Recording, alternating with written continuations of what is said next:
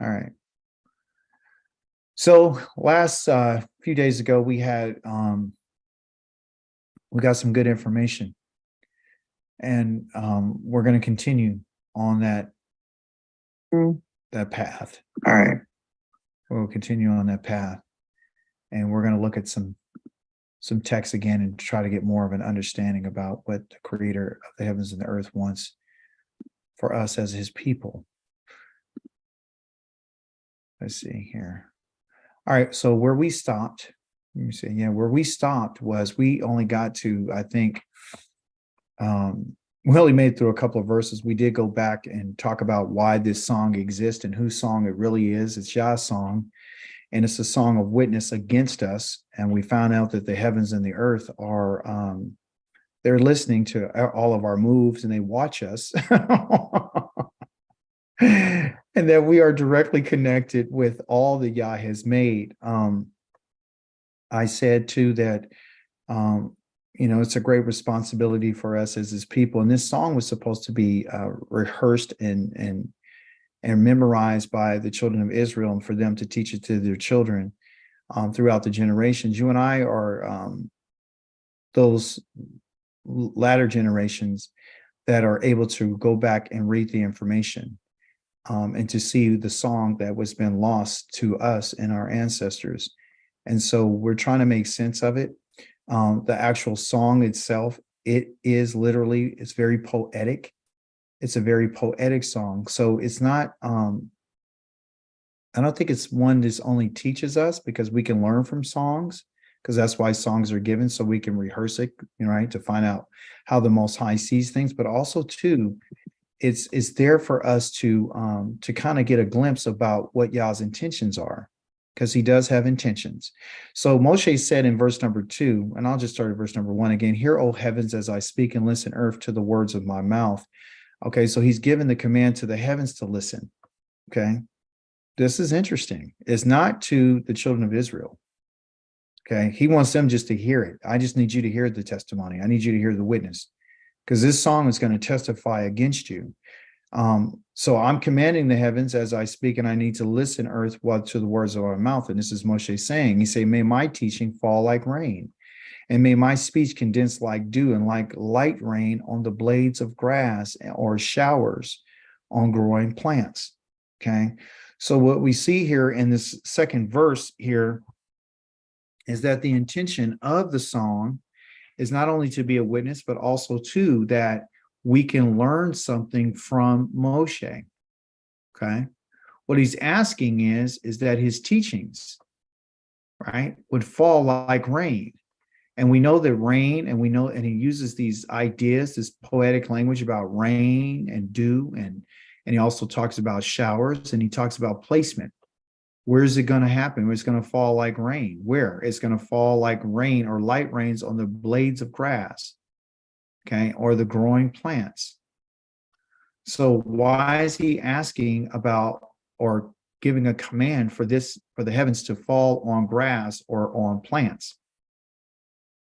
And he's talking about his teaching.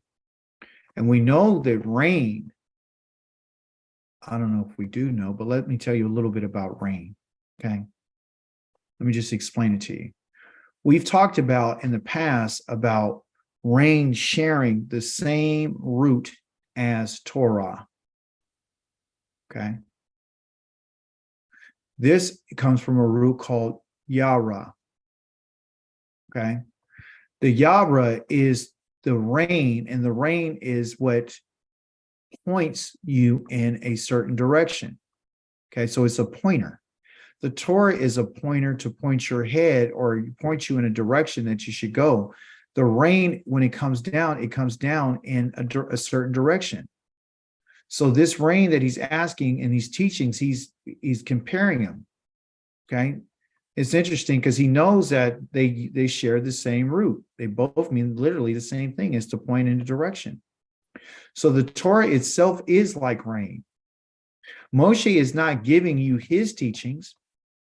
He's giving you everything that the Most High gave to him, because the children of Israel did not want to hear from Yah, and they chose Moshe as the representative that they want to hear from. Okay, so he's one of the greatest prophets that you and I will ever know. He's greater than Yashayahu, Jeremiah, Hosea, all of them. He's the greatest. And there has not risen another prophet greater than him, even though you have a claim in the New Testament said that Christ is greater than Moses because he's supposedly to be the son of the house and Moses was a servant. Okay.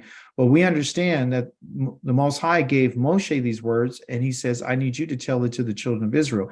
And what's interesting is in this in particular song, you never hear anything about anybody except for Yah, okay, in terms of who is the power. And we're going to try to get to that tonight. He says, for I will proclaim the name of Yahweh, okay? And he says, come, declare the greatness of our Elohim.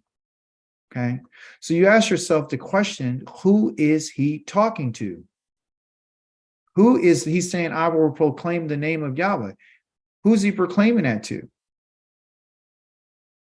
According to what we read so far, who is the subject?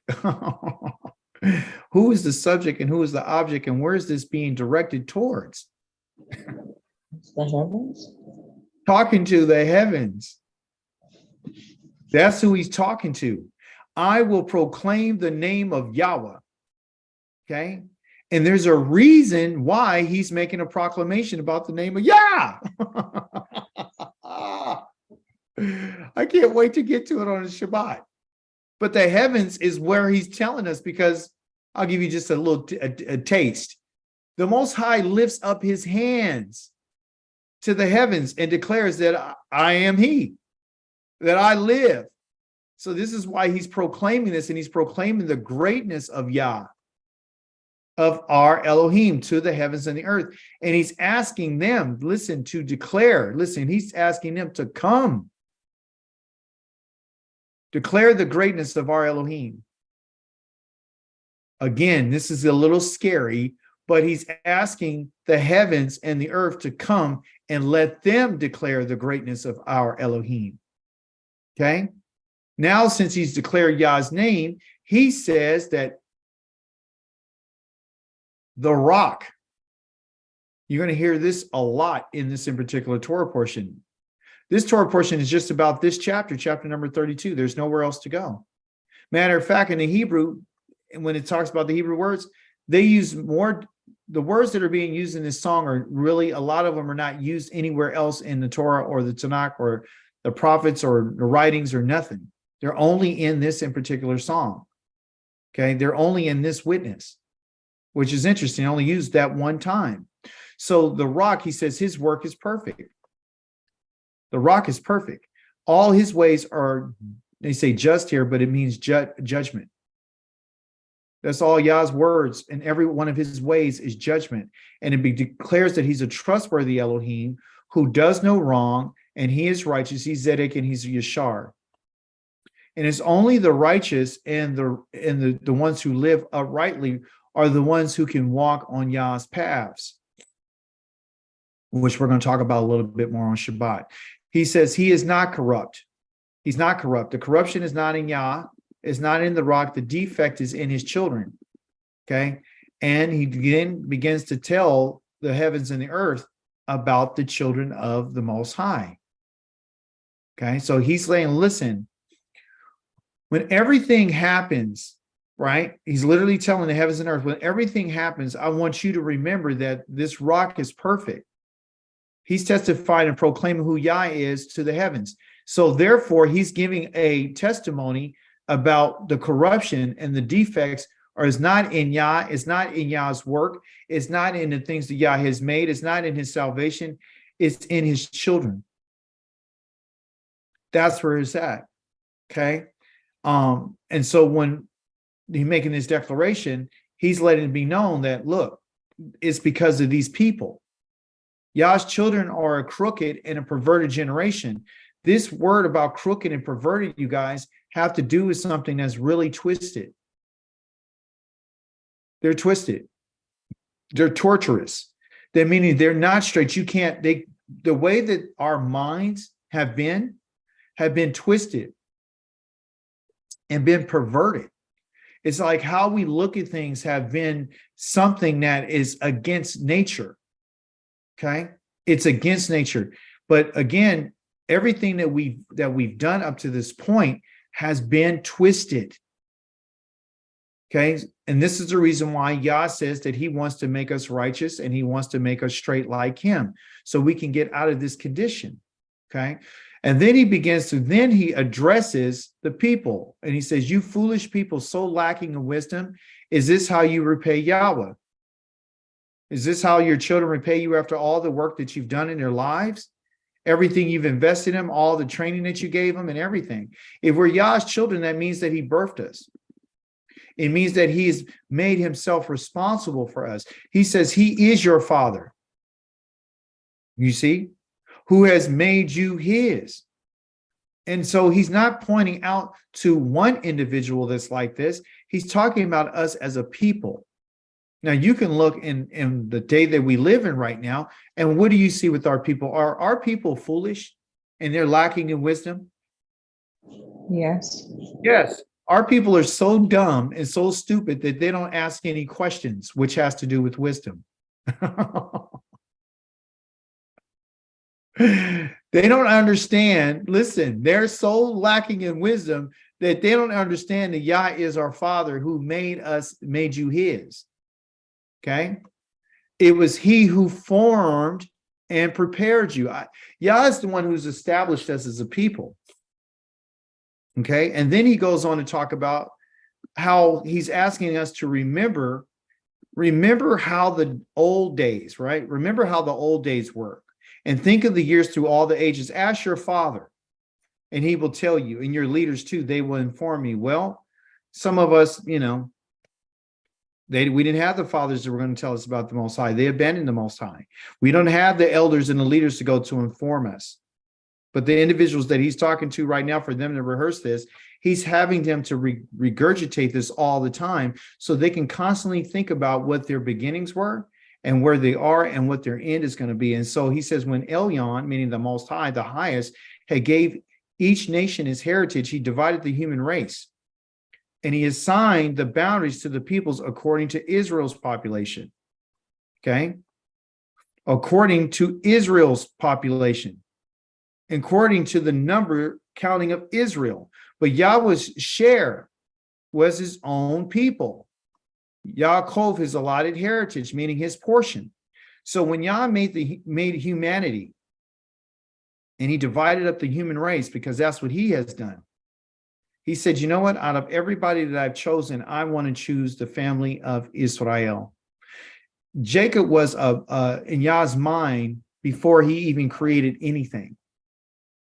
Israel has always been in Yah's mind. Israel has been the purpose of why Yah created humanity. Israel is the reason for any population. Israel is the reason for boundaries of lands. Israel.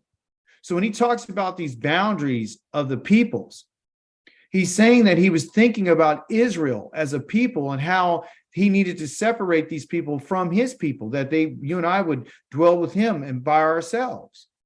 Because Yahweh, when he found his people, now here's something I want to share with you.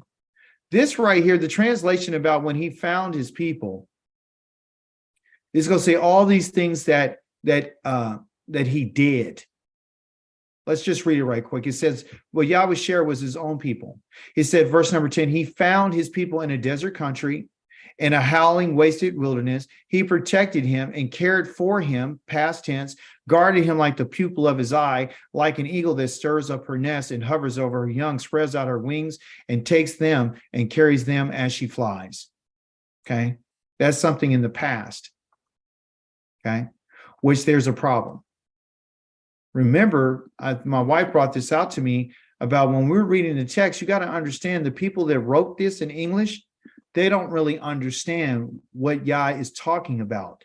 They're just putting it in their format to what they understand it to be. It's not what the text says. Okay. So let's go to verse number 10 and let's see what it does say. Let's look at the verb tenses. Let's find out if it's something in the past. Because Yah says, I want this to be a witness. Okay. Now look at this right here. Okay. Check this out. Number 9 is there's no verbs in that sentence, in that in particular clause. There's no verbs. There's just what they call it a noun sentence with no verbs whatsoever. None, no actions taking place. He's just telling you what it is. Sorry about this stuff. But down here, he's using verbs. Okay, he's going to tell you the first verb right here. It is in a very simple way, nothing spectacular. He says, it says here that he found him. He found him in a land, okay, of the desert. Okay, that's not what it says. What does this IMP perf here mean? Imperfect. Imperfect. So if it's imperfect, that means it hasn't been done yet. Okay. So Yah's not regurgitating to them about something that they already know. He's not witnessing only what he has done. He's saying, if you put this in its proper context, it's not he found him, he will find him in the land of the desert, in a wasteland. And listen, this right here is not a verb. It's a noun. A verb is an action.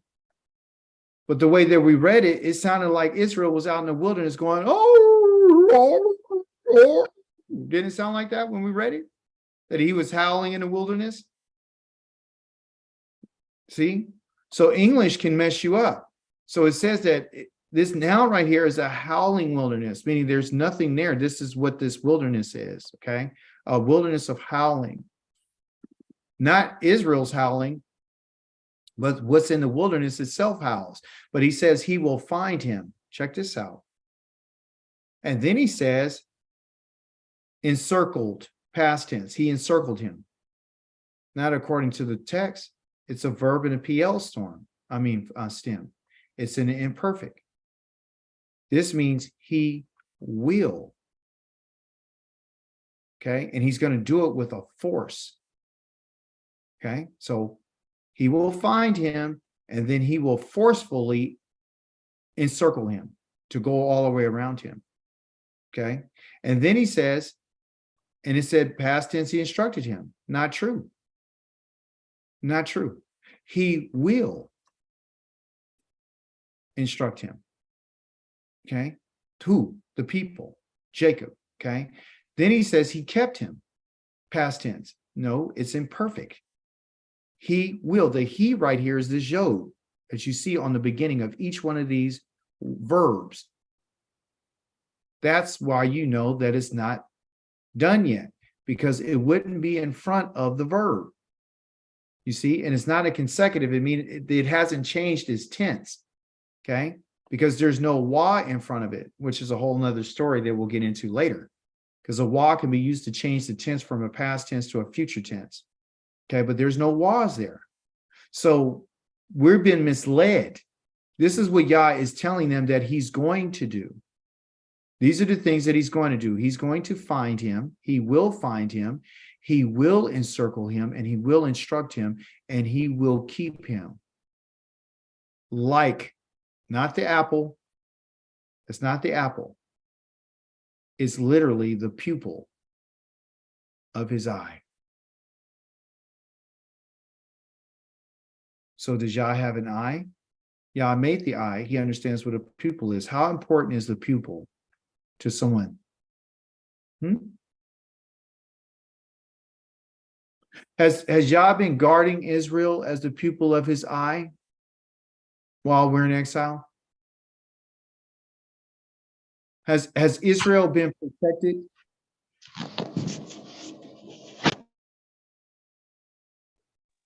Yes. Yeah, in a way, from being completely destroyed. But in terms of us not being injured, has Israel experienced any injury whatsoever? Yes. Yes, they have. So the idea is Yah is telling us in verse number 10 what he is going to do. Okay. This is not just a court case of saying, okay, well, these are all the accusations against you. He just tells you what it is. that they're dumb, they lack wisdom, they've done this, they rose up against me and all this, but I need to tell you what I'm going to do. Because it's a witness for him, okay? And it's a witness about what he's going to do, okay? And it says, like an eagle stirs up his nest over his young and hovers and spreading out his wings and carrying them and taking them up. As you can see, they're all in imperfect, that on its wings, so Yahweh alone, okay? Yahweh alone led him. Hiphael imperfect. Yahweh will cause to be led him. You understand? And there is no with him any El of Nakar. Okay. The reason why we know this is true, that at this in particular time, that when Yah led Israel in the wilderness, did they have gods with them? Did they bring their gods with them? According to Ezekiel 20, yes, they did. This is the reason why he's saying that when I lead them, not I've led him, not past tense. This is a causative and this is imperfect, meaning I haven't done it yet. So he alone is going to lead his people. I'm going to lead them. I will lead them. And there will be no, with me, any other God. And the reason why there's not going to be any God, everyone, because he's going to tell us what he's going to do to the gods, which you and I are getting a little taste of right now, okay? All right, verse 13, and he made him. That's imperfect. He didn't made him do anything. He will make him. He will make him ride on the heights of the earth. Okay? On the heights of the earth. So let me ask you a question. In verse number 13, has this happened yet? No. No. So we see that because it's a no, it's going to validate the idea of him causing something to happen. It's imperfect because Israel has not been riding on the heights of the earth as of yet. This is something that the Most High is going to do, that he might eat. He's going to eat the what? The produce of the fields, and he will draw the honey from the rock, and he's going to take the oil from the flinty rock. This is some poetic language saying that which is incapable of bringing forth oil and incapable of bringing forth what they call honey. Is there any rock that you know that brings forth honey? Is there any rock that brings forth oil that you know of? No. Oh. So what is he talking about? You see, this is to let you know that it's poetic. Okay. Then he says the curds from the cattle and the milk from the flock with the fat of the lambs and the rams and the breed of Bashan and the goats with the choicest wheat. I'm reading from right to left, and the blood of grapes. You will drink. Not had drink past tense, you will. Remember, you put a letter in front of a three-letter root. This is the I will type of deal. That is the future. That's the future. You see? So we've been reading this the wrong way because we didn't understand the language and we didn't understand the grammar. And a lot of people don't want to know the grammar and they don't want to know the language. What people really want to learn, everybody, what they want to know is this, and I'll show it to you. Can you see my screen? Yes. Here's the idea behind, Rivka brought it out today when we were studying.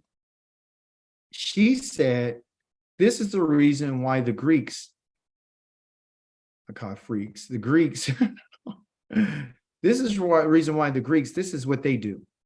Everything that they do is abstract. Okay?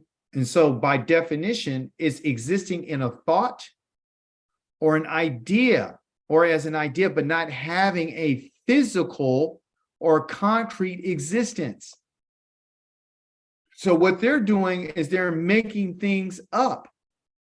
Because from their understanding and from their ideas and from what they think, because that's what abstract is Greek is an abstract thought. It's the way that a person thinks. You can look up what philosophy is. It's an idea of what they claim to be wisdom. The way that the Hebrew people thought, the way that our ancestors thought, everyone, is in the physical and in concrete thought. The reason why Yah is using the poetic language of the physical things is simply because he does want you to know that it does exist. That's why I'm directing your attention to the rock, and direct your attention to the honey and the curds and the fats and the rams and all these things. I want to paint a picture for you about what it will be. That's why I've left it in the imperfect. Okay, so you'll know that this is what it will be.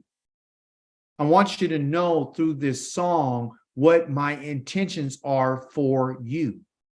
And the only way that you and I can get that is through our culture and through our language and how we think. And so everything that Most High is teaching us is based upon physical and concrete existence, not abstract, not like Christianity.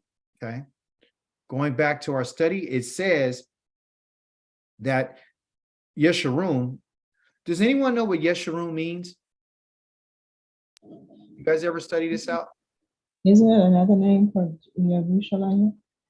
Yes. Okay, so here it is. It's another name. It's a nickname.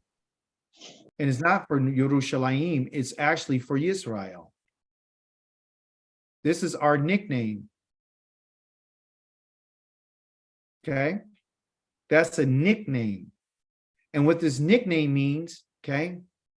If you just look at the first few letters, it has a yod, it has a sh, and it has a resh. And all I got to do, and I'll put a un right here. All I got to do is put the vowel a in there. What is that? Yasha Run. Okay. That u right there is really two o's. Un. Yasharun. And what Yasharun means is from its word or the letters of its name. Not only is it nickname, it's kind of like when I was born. Don't laugh. My grandmother, when she saw me, she called me Pee Wee. That's my nickname. And as I grew up, everyone used to call me Pee Wee.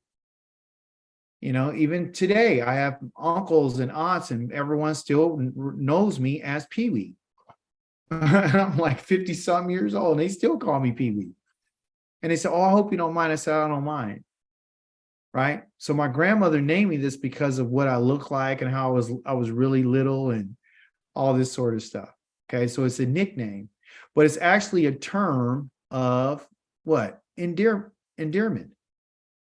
So Yah is telling that the Yasharun is the Yasha, the Run is a term of endearment. That means that Yah says the first part of your name is Yashar. And what does Yashar mean? Because Yah is Yashar. What? What'd you say, my brother? Savior. Well, you got Yasha in there, which is salvation, but it's called the upright one. This is your name. It's a poetic name for you, and you should not forget it. This is how Yah sees his people, as Yasharun. You're the upright one. You're the one that's upright, okay? So why is he calling that? Why is he calling Yisrael? He just said that we're disobedient, we're dumb, and we're perverted, and so forth and so on. Why is he saying Yasharun? Why is he mentioning this in this song? Just take a guess if it's a witness. And the whole time we've been talking about what I will do. What is he telling you? Want to make us that way? Yes. Yes. Yes. That's what this is about. See, you know what? As dumb as we are and as perverted as we are and as lack of wisdom that he says, and all these harsh things that make us feel less than. He does give us some mercy, and he tells us that this is what I see. I see you as this. I know what you're doing right now. I know you're acting a complete fool, because he asks you, you foolish people. Is this how you repay Yahweh? The man is not going in the land and saying, you foolish people. That's how Yah sees you. He sees you as the upright one. Oh, praise be to the mighty Yah. But he says that this upright one grew fat and kicked. Now, oh, that's my point. I can show it to you now. Praise Yah. Now he switches and tells you something about and this is something you can learn. You see the imperfect right here? It says imperf, right? Imperfect. But it has this right here underneath it that tells you that it's something different about this one. This one is called a consecutive. A consecutive imperfect means that I'm going to switch from being imperfect, that it is right here, to really being switched to perfect. So a consecutive imperfect is a perfect. It's just been switched. And what makes it switch, this is a grammatical thing that they do in the Hebrew language. They switched it by putting this wah right here. Remember I told you, I said if it was imperfect, or if it was perfect and they switched it, you would have that wah right there. Okay. So the wah not only means and it's not only a conjunction, which you see right here, the wah, but it also means that it can switch a tense. It can switch from a past tense to a present tense. It can take a present tense to a past tense, the way that the writer wanted to express it. So when they put that wah right there, it means that at this in particular moment in Yah's mind, he's saying, now I'm going to tell you why I called you foolish. Now I'm going to tell you why you're twisted and you're perverted. I'm going to explain to you why you've decided to turn against the one who created you and made you and established you. Okay? And look how gentle the creator is. Let me show it to you. Look how gentle he is. Or let me ask you a question. Why would I say that he's gentle? Even though he's said some bad stuff to us and some hurtful things. Why? How is he gentle? In this in particular sentence right here, what tells you that he is gentle? What word out of these 4 words that he just said that lets you know that he's gentle?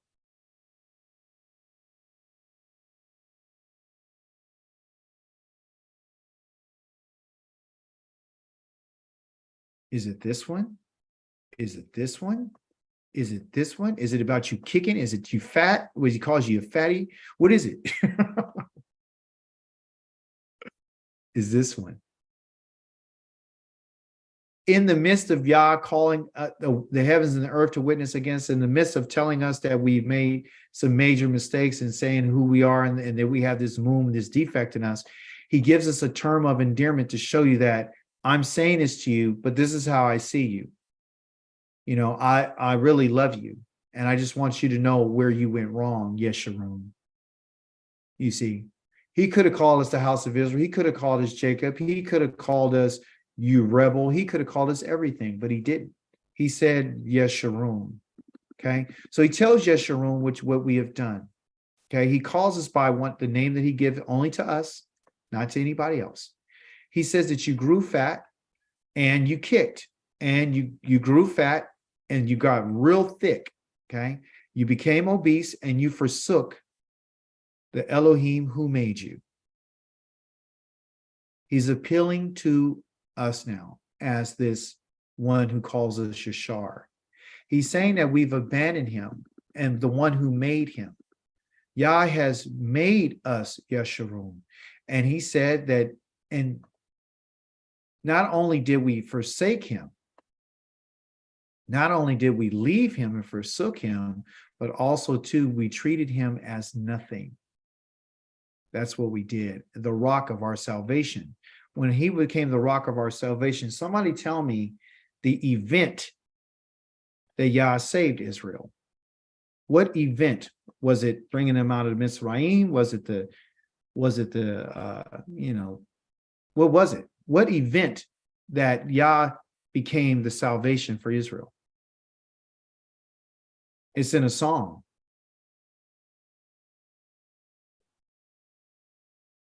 What event? Wasn't it it him bringing us out huh? of Israel? Close? But what happened to Israel to cause him to see the salvation? When did they see the salvation? I'll go there. I'm going to show you in the scriptures, so you can have it and you can write it down, and you'll be like, okay, that's a piece of the puzzle. So we're going to go to when Yah saved Israel. Okay. And it's going to be found in the book of Exodus, right? Which is the time that we left out of the land of Mizraim, that Yah always gives us testimony to, right? And then the children of Israel were complaining, and they were scared. Okay. And that has something to do with what we're going to be talking about on Shabbat. Like when our backs are against the wall, okay, when our backs are against the wall and we have nowhere to go and we have no other help, then that's when Yah is going to save us. Okay. So listen to this. I'll just say here that verse number 5, when the king of Egypt was told that the people had fled, Pharaoh and his servants had a change of heart toward the people. They said, what have we done letting Israel stop being our slaves? So he prepared his chariots and he took his people with him. He took 600 first quality chariots, as well as all the other chariots in Egypt, along with their commanders. Yahweh made Pharaoh hard-hearted. He pursued the people of Israel as they left boldly. Okay, this is after bearing all the people in Mizraim and everything. The Egyptians went after them, all the horses and the chariots of Pharaoh with the cavalry, the army, and overtook them as they encamped by the sea by Hakiroth in the front of Baal Zephon. Okay. I think, Sister Pam, you brought out something about the Hakiroth a while ago. I forgot exactly what you brought out, but you did your research on it. And do you remember what you brought out about the Hakiroth?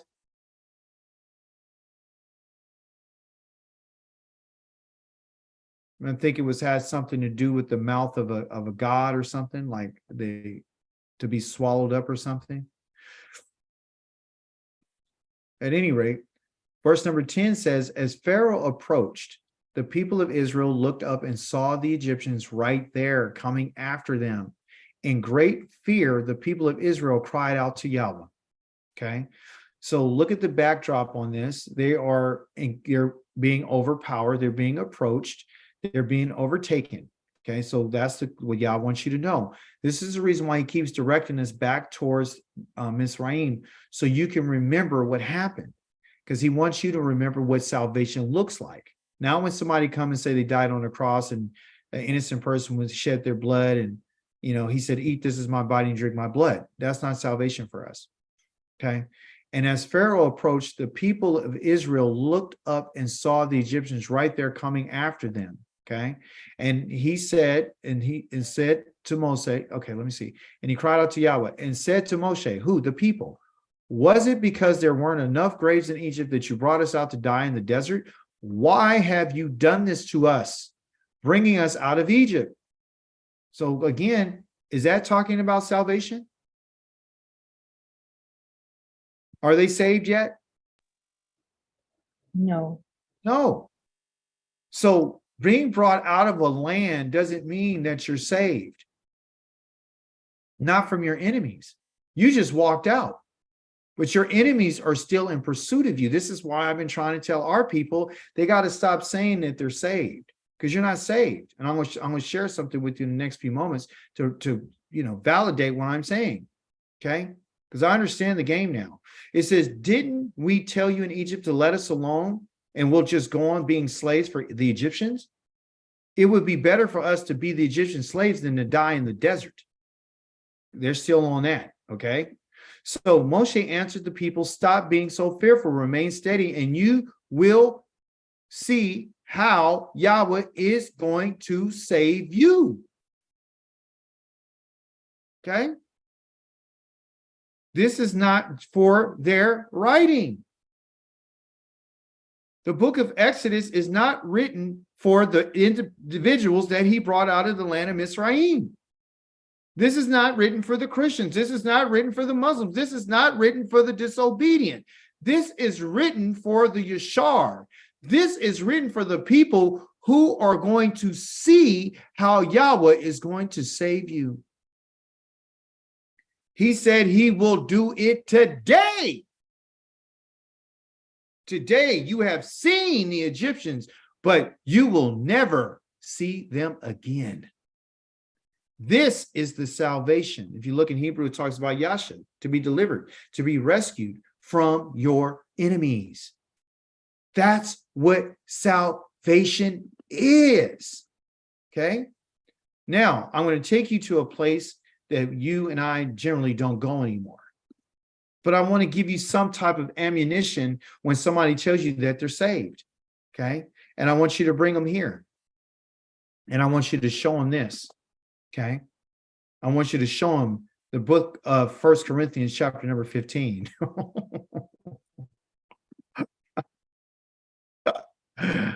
If you remember your Christian days, tell me what the book of Corinthians chapter 15 is about, if somebody remembers. What are they talking about? I'll tell you what they're talking about. Now, brothers, must I remind you of the good news which I promised you, and which you received, and which you have taken stand, and by which you are being saved? You're being saved, provided you keep holding fast to the message that I proclaim to you. Wow, this is amazing. Moshe proclaims to the heavens and the earth of the righteousness and of the rock and how perfect he is. But this guy here says, I'm going to proclaim something to you that you got to keep holding on to. Right? So then he goes on to talk about how the Messiah died for your sins in verse number 3. You know, the Messiah died for your sins. Okay. And then he was buried and raised up. And this is all about resurrection. This is what this is all about, right?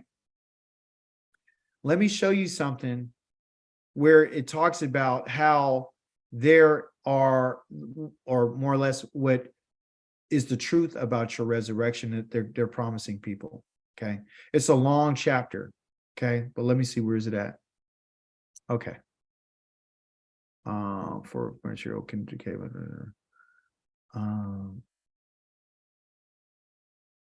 me see. Let me see. All right. So they go on to talk about resurrection. Where is that verse at? In the country, further. Okay. Well, let's just read it. All right. Verse number 40. Further, there are heavenly bodies and earthly bodies. Okay. So he's talking about the reason why they want to give someone Christianity is because they want to inherit a new body. That's what they're after. The body that they're after is not earthly bodies. They don't want earthly bodies. They want heavenly bodies. Okay. It says, but the beauty of the heavenly body is one thing, while the beauty of the earthly body is something else. It says the sun has one kind of beauty and the moon another. The stars yet another. Indeed, each star has its own individual kind of beauty. So it is with the resurrection of the dead. It says when the body is sown, right? So when the body is sown as a seed, it decays. And when it's raised, it cannot decay. Right. So what he's saying is the body that you and I have right now is decayed. It decays. Right. But then it says when it's raising up from the dead, it won't be decayed. He says when it is sown, right, in humanity, it's without dignity. When it's raised, talking about when this new body that you're going to get will be beautiful. When it is sown, it is weak. Talking about our human body. When it's raised, it will be strong. What? When you get when you get your heavenly body. It says when it is sown, it is an ordinary human body. When raised, it will be a body controlled by the Spirit. Okay. So the human body is an ordinary body, and a lot of people say that they are being controlled by the Spirit of God, but this contradicts what they say. Because it says the body that when it's raised, it will be a body controlled by the Spirit. He says if there's an ordinary human body, there's also a body controlled by the Spirit. In fact, the Tanakh also says, right? This is what it says the Tanakh says. right? Which is the Torah, the Nevi'im, and the Ketuvim. They use the word Tanakh, meaning the first 5 books of Moses, the writings of the prophets, and all the writings of David and Psalms and Proverbs. It says that Adam, the first man, became a living human being. But the last Adam was a life-giving spirit. So he's not giving out the life that was given to Adam. He's giving out another life, and this is what they're after. It says, note, however, that the body from the spirit did not come first. This is why they're making an excuse, saying that the first body that came was the human body. The ordinary body comes first, okay? So it's saying, and this kind of gives you a clue why they think the way they think and why they're after this Christianity. Because what they're looking for is to get a different type of body, right? That's why they keep claiming about the resurrection.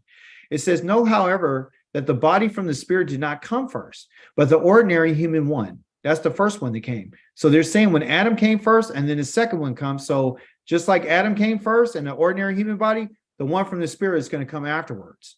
This is the promise they're making them. Okay. It says the first man is from the earth, made of dust. The second man is from heaven, saying that he's a different type of man. People born of the dust are like the man of the dust, and people born of the heaven are like the man from heaven. Okay, so they're saying that you're going to get a heavenly body because you're going to be like the man from heaven. And just as we have borne the image of the man of the dust, of Adam, so you will also bear the image of the man from heaven. Right? If you hold on to the teachings that they're telling you. So let me say this, brothers. Flesh and blood cannot inherit the kingdom of God, because they're saying the kingdom of God, there won't be any human bodies. Okay? Nor can something that decays share in that which does not decay. So your human body has no way possible to go into the kingdom of God. That's why they're selling it. He says, look, for I will tell you a secret. Listen to this secret. Not all of us will die. Okay? But we will be changed. It will take in a moment. So that's your what you call your rapture. It will happen in a blink of an eye at the final shofar. The shofar will sound and the dead will be raised to live forever, and we too will be changed. Okay. And he puts himself in there because at that moment he thought that he was going to live. It says, for the material which can't decay must be clothed with imperishability. So that's the reason why he's saying this change needs to happen. This which is the mortal must be clothed with immortality.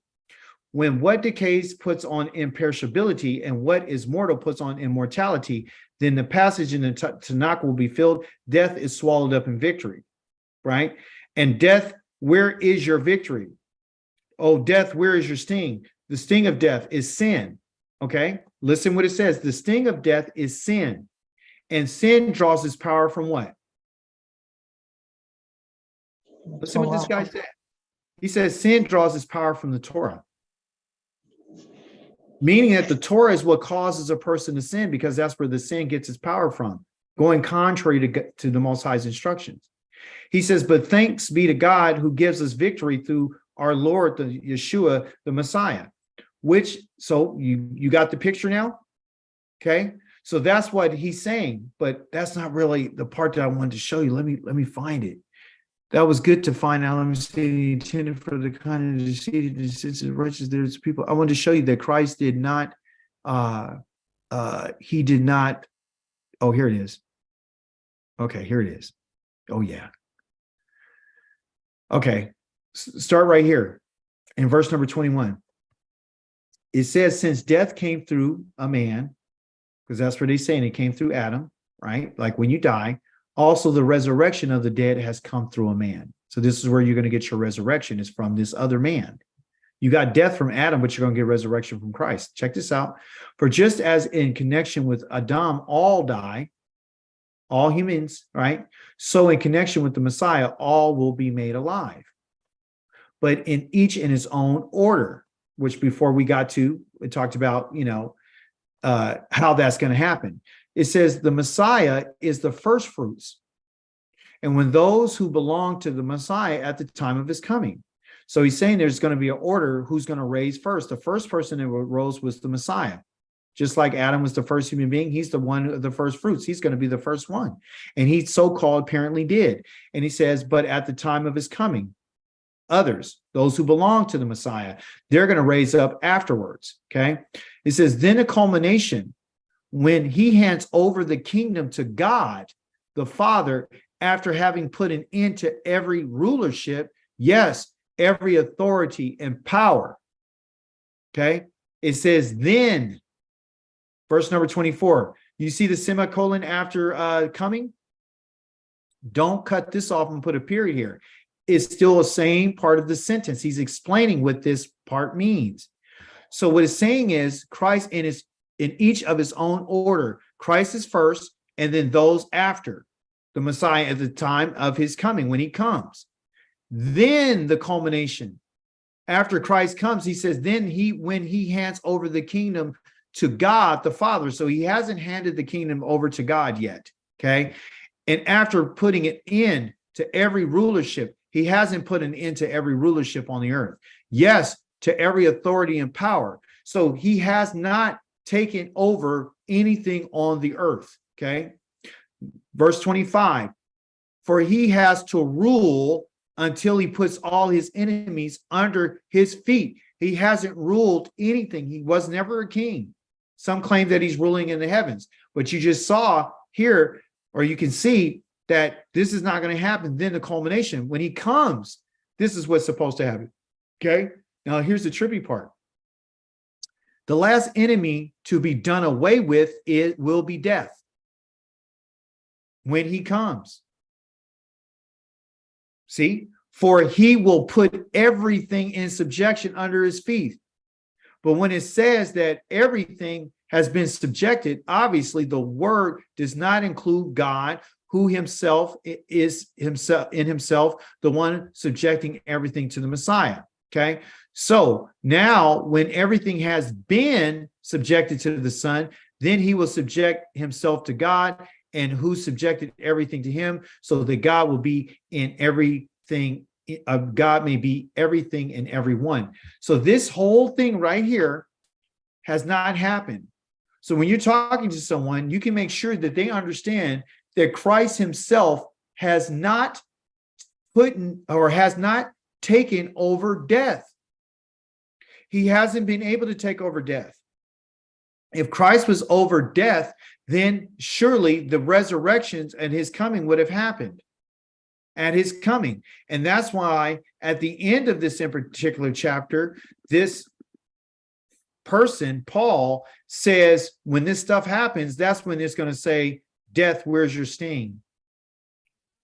Where's your victory? Death, where's your victory? Death, where's your sting? See? Because that hasn't happened yet. So Christ hasn't defeated death, everyone. He hasn't. He said he died for your sins, but one thing that he has not mastered, and one thing that, because I asked the question all the time, if Christ died for the children of Israel, then why are people still dying? And so when you talk to anybody, you let them know, you take them to chapter number 15 and you begin in verse number 21 and just let them know that that's the thing that Christ has not been able to do. He hasn't ruled, he hasn't put death, he doesn't have any power, and he doesn't have any authority, and he has not handed over the kingdom to the God the Father, and it's been over thousands of years. So why would you put your trust in him? Because that's the rock that the Most High is talking about. In our Torah portion, it tells you where's your rock that's supposed to save you. That's the reason why I went to that in particular chapter, to show you that Christ never delivered. And so if death is the enemy of man and man has to die and go down into the ground as a human being, then where's the victory for that? Because I asked the question, anybody that got saved, hey, has Christ risen? Anybody? Have you know anybody in your family who's been resurrected? Do you guys know anybody who's raised from the dead? No. No. See, so what that is called an abstract thought. So you can use this now as evidence to show them that, guess what? You're not saved. Because ultimate salvation, everyone, is to be delivered from what? Your enemies. So if someone says you've been saved from your sin, well, not necessarily, because I'm still in sin. I still have uncleanness. I still, I'm just human. This is what it is. So there's no way to actually validate that. You can't quantify that. You can't qualify it. There's no charts. There's no information. There's no one to testify on your behalf. You're taking the testimony of a couple of fishermen and somebody rogue agent that went rogue from the Pharisees. And you can't take that information. You can't base your salvation on that. Okay, so let's get a clear definition of what salvation is. We found out tonight that salvation is Yah delivering the children of Israel from their enemies. And once you're delivered from your enemies, you will see them no more. That's what Yah does. He exterminates. And that's exactly what the rest of our teaching this week is going to be about. Yah is going to show you and tell you, like he's been telling us, that this is what I'm going to do for you, Yeshurun. I'm going to deal with your enemies. Okay, but I got to let you know what it is. Okay, I'm going to let you know that you're not saved. I'm actually going to put you in a position so you can finally realize that you haven't been saved. Everybody's been making a whole bunch of promises to you, but no one's ever delivered on anything. But I want you to open up your eyes and I want you to see your salvation. That's what I want you to see. And all praise be given to Yahweh and him alone. Any questions, remarks, contributions, additions? Very interesting.